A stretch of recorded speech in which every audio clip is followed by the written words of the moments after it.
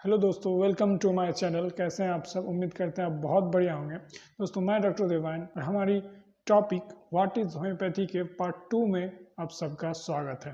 दोस्तों, अगर आप चैनल में नए हैं तो चैनल को सब्सक्राइब करें और साथ ही बेल आइकन को प्रेस कर दें ताकि होम्योपैथिक मेडिसिन रिलेटेड वीडियो जैसी हम चैनल में अपलोड करें उसकी नोटिफिकेशन सबसे पहले आप तक पहुँचे। और हाँ, वीडियो अगर अच्छी लगे वीडियो को लाइक, कमेंट, शेयर जरूर करें।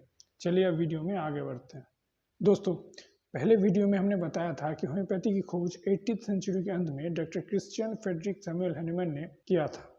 तो दोस्तों, हमने पहले एपिसोड में सर हैनीमैन के बारे में विस्तार से बताया है। अगर आप वो वीडियो नहीं देखें तो जरूर देखें, उसका लिंक कमेंट सेक्शन में दी हुई है। दोस्तों, होम्योपैथी शब्द ग्रीक भाषा के दो शब्दों से मिलकर बना है, जिसमें से एक है होमो और दूसरा है पैथी।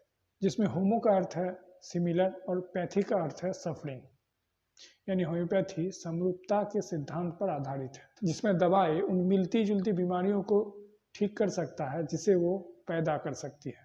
दोस्तों, आप ये जरूर जानते होंगे कि जब कोई नई मेडिसिन की खोज होती है तो उसकी एक्सपेरिमेंट पहले जानवरों पर किया जाता है। जानवर ठीक होते हैं तभी इंसानों पर की जाती है, लेकिन होम्योपैथी में बिल्कुल ऐसा नहीं है। होम्योपैथी में कोई भी मेडिसिन का एक्सपेरिमेंट सबसे पहले इंसानों पर ही की जाती है।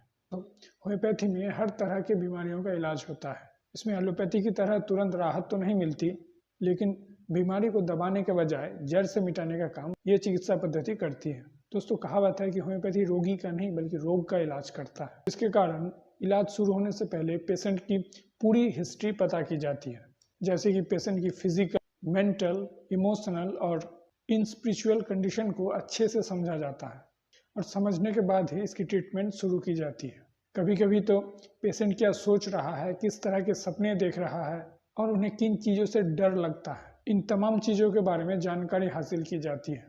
दोस्तों, होम्योपैथी मेडिसिन को 3 भागों में बांटा जाता है, जिसमें से पहला है मदर टिंचर, दूसरा है डाइल्यूशन और तीसरा है बायोकोमिक। दोस्तों, मदर टिंचर होम्योपैथिक मेडिसिन का मूल स्वरूप है। इसे क्यू से इंडिकेट किया जाता है। दूसरा है डाइल्यूशन, ये अल्कोहल बेस्ड होता है। होम्योपैथी का मूल स्वरूप होता है मदर टिंचर, उसमें अल्कोहल मिलाकर डाइल्यूशन का निर्माण किया जाता है।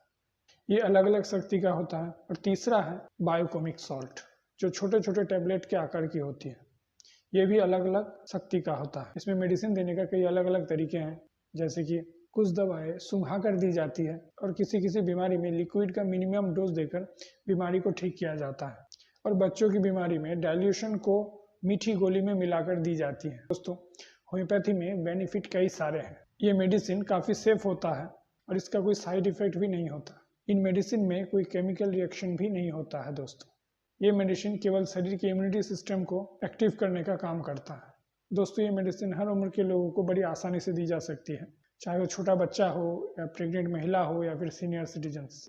ये मेडिसिन मीठी होती है, इसीलिए इसे लेना बहुत ही आसान होती है, खासकर बच्चों के लिए।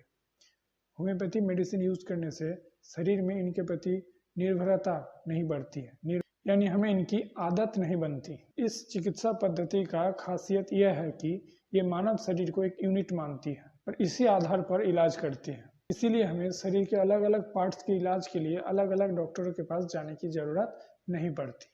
यहाँ पर एक डॉक्टर हर तरह के इलाज करने के लिए सक्षम होता है। होम्योपैथी की खासियत यह है कि इसमें एक दवा से कई तरह की बीमारियों का इलाज होता है और फिर कई बीमारियों के लिए एक ही मेडिसिन का इस्तेमाल किया जाता है, जिसके कारण पेशेंट को दवा लेने में काफ़ी आसानी होती है। वैसे तो होम्योपैथी में एक्यूट और क्रॉनिक दोनों तरह के बीमारियों का इलाज होता है, लेकिन इमरजेंसी केस में जैसे कि एक्सीडेंट और हार्ट अटैक जैसी परिस्थितियों में होम्योपैथिक मेडिसिन कारगर नहीं होती। दोस्तों, कई लोगों का ये मानना है कि होम्योपैथी मेडिसिन का जो इलाज है वो काफ़ी धीमा होता है, लेकिन ये पूरी तरह से सच नहीं है।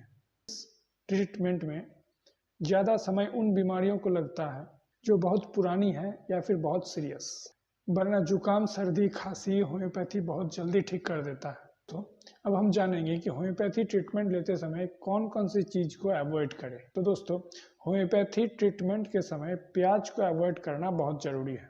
तो दोस्तों, होम्योपैथी ट्रीटमेंट के समय प्याज खाने की मनाही है। इसके अलावा कुछ कुछ मेडिसिन लेते समय कॉफ़ी को भी अवॉइड करना पड़ता है, क्योंकि इसमें मौजूद कैफीन होम्योपैथी मेडिसिन के असर को कम कर देता है। तो दोस्तों, अब बस इतना ही। फिर मिलते हैं अगले वीडियो में एक और एपिसोड लेकर। तब तक के लिए धन्यवाद।